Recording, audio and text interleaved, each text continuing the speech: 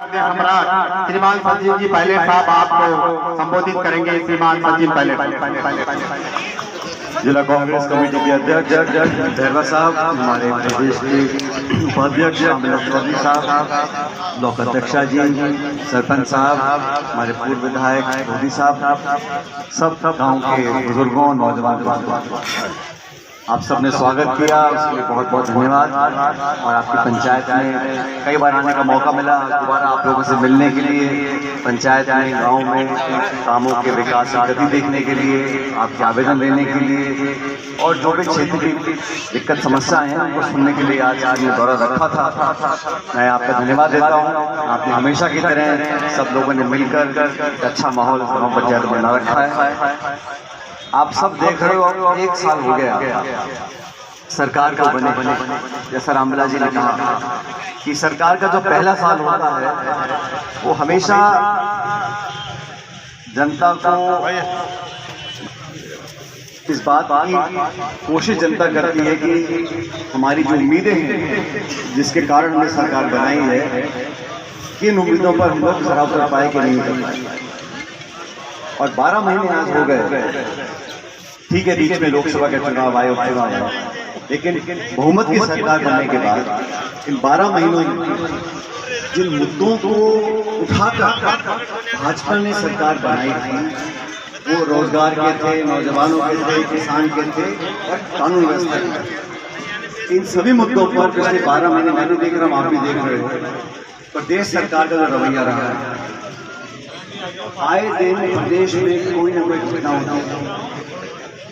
लाखों रोजगारों का वादा सदन के अंदर सरकार कर चुकी है और पूरे प्रदेश में पता किया है कि सरकार वादे टालती चली जा रही है।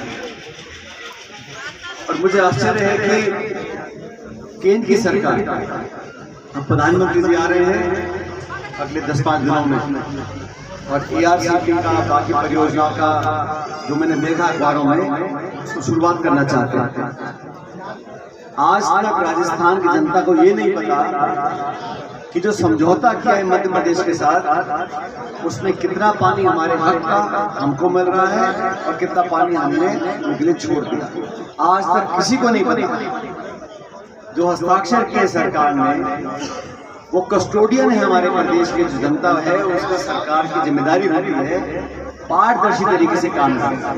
अब क्योंकि सरकार बीजेपी की मध्य प्रदेश में भी है, राजस्थान में भी है, केंद्र में भी है, तो आपस में बैठ कर उन्होंने जो समझौता किया है उसके बारे में किसी को कोई जानकारी नहीं। तो बेहतर ये होगा कि जनता के सामने सच्चाई प्रस्तुत करते और बताते कि ये व्यवस्था है, ये हमने हस्ताक्षर किए हैं, इतना पानी हमारे को फसल के लिए मिलेगा, पीने के लिए मिलेगा, उद्योग के लिए मिलेगा, इस पर कोई चर्चा नहीं। देश भर के किसान इस मांग को कर रहे हैं कि फसल पर समर्थन मूल्य होना चाहिए।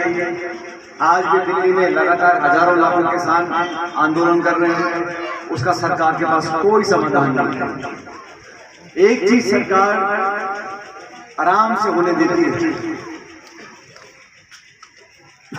मंदिर मस्जिद इसको खोद दो, उसका पता करा दो।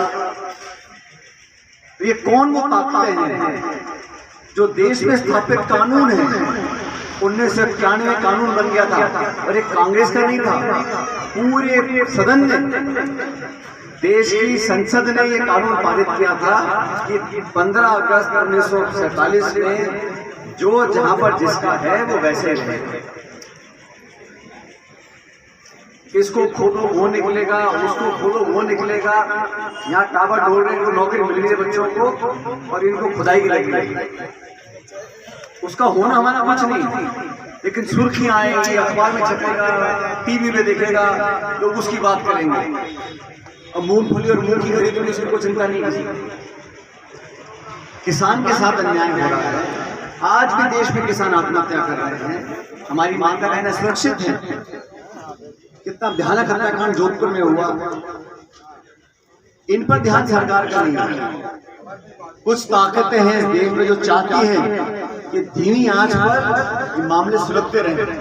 देश के किसी न किसी कोने पर मजहब के नाम पर, मंदिर मस्जिद गुरुद्वारा के नाम पर कहीं ना कहीं कुछ न कुछ होता रहता है। नौजवान देश है, अपार संभावनाएं हैं, बहुत सा हमारे नौजवान करना चाहते हैं, आगे बढ़ना चाहते हैं। उनकी उम्मीदों पर पानी फेरकर सिर्फ जुमले देना आप चाहते हो, ये मैं समझता हूँ सरकार की नीयत है।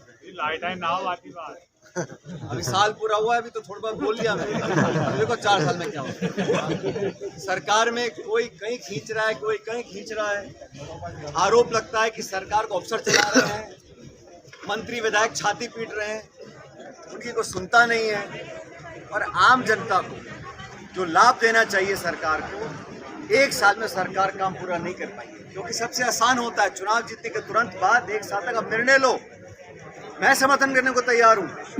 अगर कल सरकार बोले, केंद्र की सरकार की फसल पर हमने समर्थन मूल्य घोषित कर दिया, बन गया कानून, मैं समर्थन करने को तैयार हूँ।